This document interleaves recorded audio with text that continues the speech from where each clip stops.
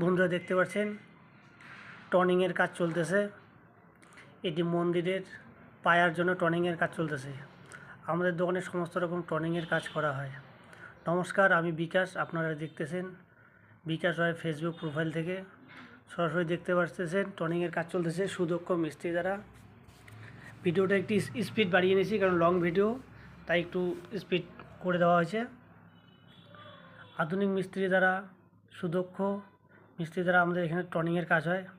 এছাড়াও সমস্ত রকম ফার্নিচারের আপনারা পেয়ে যাবেন আমাদের দোকানে। আমাদের দোকানের ঠিকানা শিলিগুড়ির চাম্পাসারি মিলন মোড়। দোকানের নাম খুশি এন্টারপ্রাইজ।